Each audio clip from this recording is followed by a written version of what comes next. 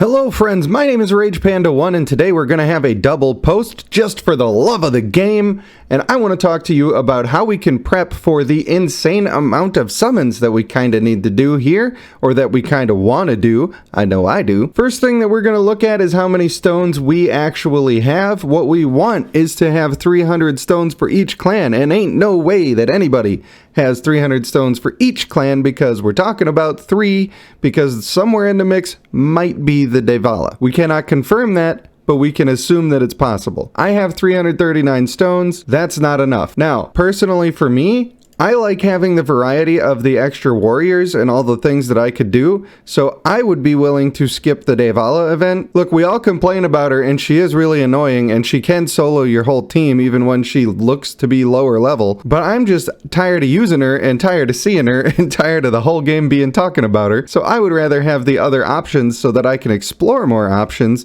and hopefully deliver to all of you people the strategies that I ascertain in the process. All I have is a legendary female Daevala right now. She is ascended to her limit of the copies I have, but if I do my summons on the other guys, I may get lucky and get a mythic one, and I may get enough copies to get her a couple extra ascension levels. So for me personally, it's not my main concern, although I understand that for some people it would be, because she's super duper strong. Keep in mind, if you don't have her and you're going to get her, you might be a little underwhelmed with her, because vigor plays a big role, as it does with all champions in the game, and when you're getting absolutely stomped, you're probably getting stomped by somebody who has a ton of vigor. So if you're going to put in a bunch of vigor, then that's great. So obviously the easiest way to do any prepping for events like this is to open your wallet and just let the joy flow through you.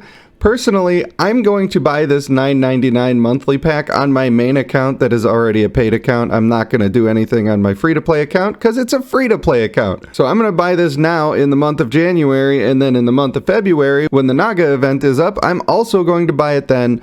That's going to get me 60 summons for 20 bucks. I'm pretty happy with that price. Now, I usually don't like to spend money on things, and I usually look at the price of eggs and want to throw up in my mouth, but I feel perfectly happy getting 60 summons for 20 bucks. If they always sold it for that, I would really be happy about the game, and you'd never hear me complain about those prices. Doesn't mean that you need to do that, but it is a quick and easy way to get a leg up. What we also want to do is we want to make sure that we are always going in and getting our collect. Now you can do this every single hour, and every time that red dot shows up, that means that you have a chance to capture a prisoner, and if you get a chance to, you want to capture them, because a lot of times you can get ugrals. Those are going to come in as 3-star. That's great food, and we need a lot of food for these champions, because we're going to be getting 2 clans that both have decent champions in the male and female slots. Some of those champions may fall flat when the actual stats get put into place and we see how they actually function, but being prepared for it is what we're talking about now,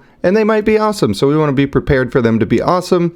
That's why we're going to try to collect as much as possible so we can get as much food as possible. Speaking of getting as much food as possible, we have our companions here, and there's 2 things that we want to be doing with our companions. Number 1, it's good to get a bunch of marriages done on somebody that's going to give you mythic traits. Now, I recently participated in a might event. I got rank 4 on that might event. Didn't even have time to cover it on my channel because there's been so much to talk about lately. If I go into my altar here and go to the hunter section, you're going to see there's an absolute gaggle of hunters, because I've been saving up to ascend in the first place, but when we get towards the bottom, there are so many mythic Travains. So many, and most of these have level 20 traits on them. So yeah, I have like 100 dudes waiting there with level 20 traits to get all of my marriages done, and that's going to be great. That's why I have not done any ascending yet, because I might use some of those just to ascend people if they don't have that great of traits, but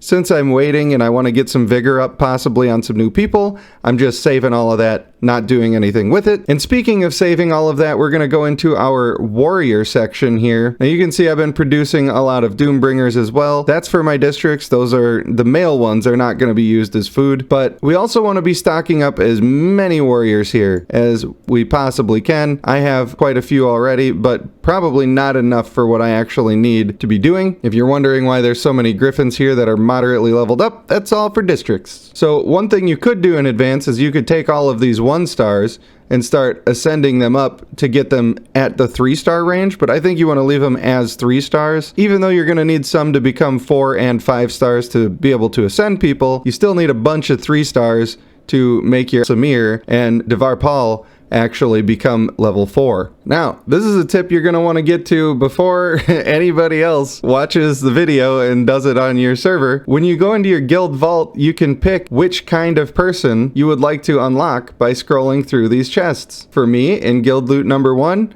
it's a 3-star warrior. Guess what I want? I want 3-star warriors. I'm gonna queue up for that so that I can get extra food so I can be more prepared for this double release, especially since I intend to summon on both of them. While we're in the guild channel here, I have 5 spots open in my guild, and I may have a couple more opening up. As people who have not been on for over a week, I'm starting to drop, although if I recognize the name and I've talked to them several times before, I've been giving them a little extra chance. But you can see there's quite a few people here who have passed that limit. If we get back up to 50 people, I'm gonna clear some more spots, and I would love it if you'd come and join the RageKingdom.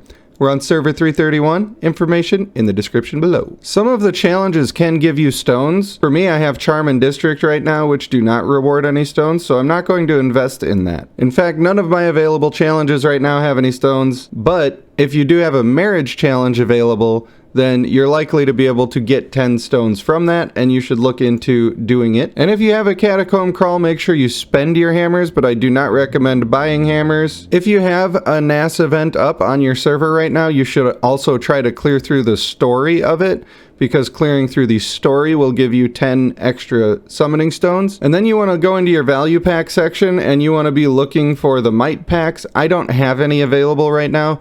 There are 2 different versions of the might packs. If you look at the one that costs $13.99, there's one version where it only gives 5 summoning stones, and there's one version where it gives 8 summoning stones. Obviously, you want the one where it gives 8 summoning stones instead of 5, and then you can only buy that twice. Then I buy the $19.99 packs, and then I buy the $5.99 packs. If you still have a bunch of extra diamonds after that, all of those packs are better than just doing a regular summon. In fact, just spending 2,700 to do a multi-summon is probably the least efficient way that you can even get a summon in the game. I wouldn't do it that way. I suppose the only thing worse is doing single pulls, which you should never, ever, ever do for diamonds.